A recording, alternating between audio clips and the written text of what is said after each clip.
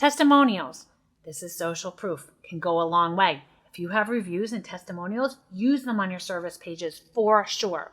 You can have one page that shows all of your testimonials if you'd like, but adding them to each service page in addition to or instead of one page puts the testimonials in context, and you have a better chance of them being viewed when they're integrated with a page.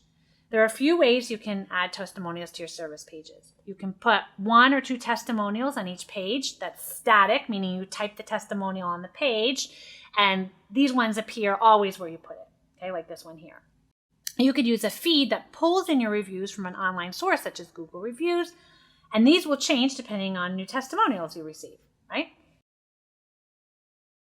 Now, I want to mention that testimonials and reviews can be text, but they also can be video.